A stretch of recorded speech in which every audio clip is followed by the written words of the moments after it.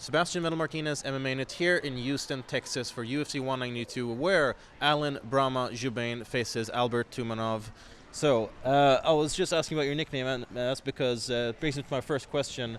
What some people might not know is that before your fighting career, you were actually a model. Yeah. And I was thinking, why not go for something referencing your modeling career when it comes to fighter nicknames? Oh, Alan the pretty boy, Joe. Alan the Poster boy, model, the poster boy. Yeah, I like that.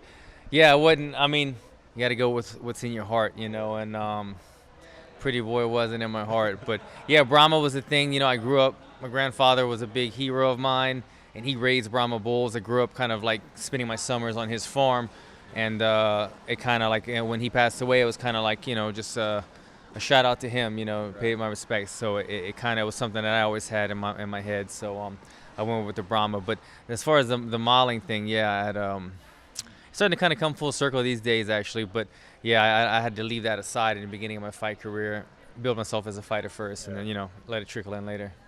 All right. Well, in all fairness, that's a much better nickname when you bring a context into it. Yeah, thank you. But you know, it's got to be one of the strangest sort of turns of career choices. If you're going from like modeling, where you definitely have to make sure that your face looks perfect, to a career where you get punched in the face pretty regularly. What sort of inspired that turnaround, or were you always interested in martial arts and training it? Always interested, always interested. I think it's something, you know, a lot of fighters had it in their heart. Depends when they first stepped foot into a gym or when they decided to actually pursue it as a career.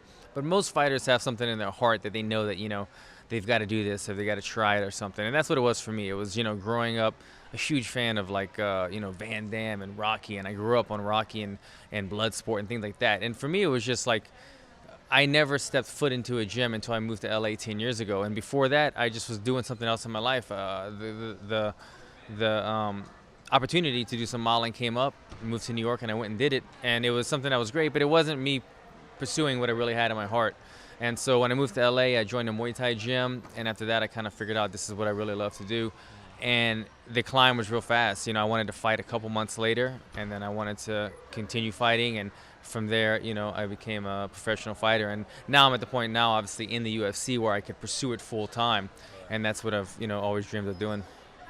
Now, you're officially 3-1 in the UFC. However, that one was a little bit controversial. Your loss against Warlley Alves on points.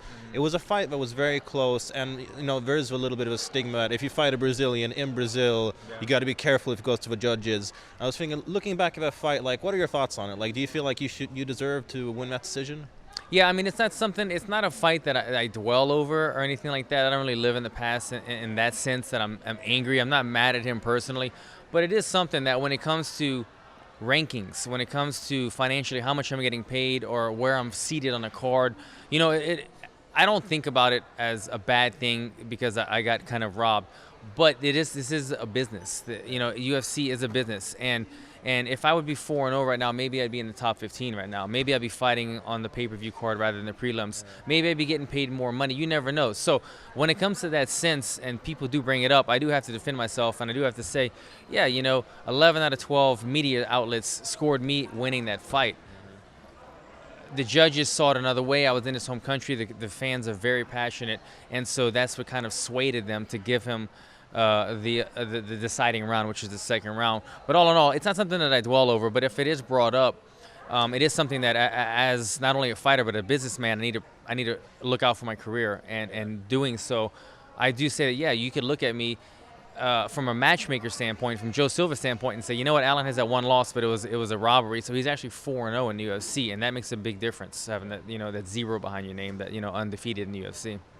Well, you did manage a pretty spectacular turnaround, you know, first knockout Rich Walsh, and then defeating Matt Wire.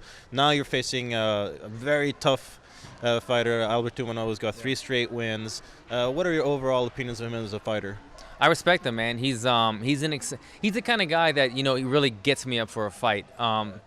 Everybody in the UFC is tough, but you see guys, you pick guys apart, and you see something in somebody's style that is a whole, or something that fits your style better. there's things like that, and sometimes you get more nervous or less nervous for different opponents. Albert is a guy that you need to be on your toes on all the time. He's aggressive, he's young, he's hungry, he's a good striker, he likes to come forward.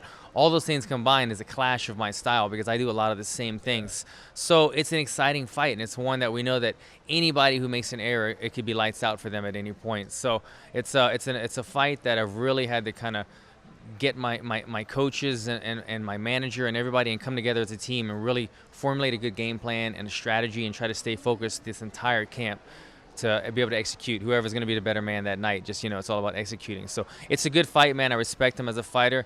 I see ways of beating him, and I plan on just executing it Saturday night.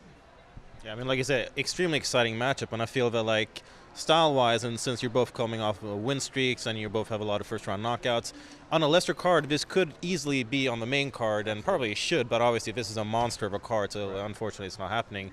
But, I mean, considering you guys have pretty similar styles, is there any area where you feel like you really do excel or where you have a clear advantage?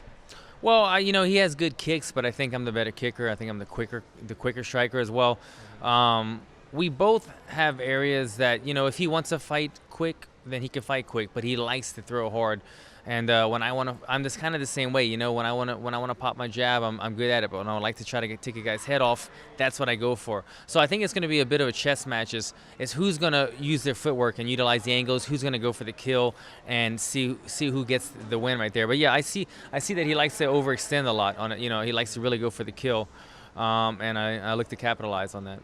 There's maybe a bit more patience on your side. And Yeah. all right, well, overall prediction then. I mean, obviously you're both known for knockouts, but in an ideal world, everything goes as planned. How does Saturday's bout end?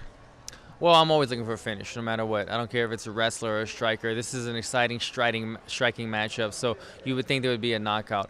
But with that said, I can see myself hurting him and maybe submitting him on the ground. No.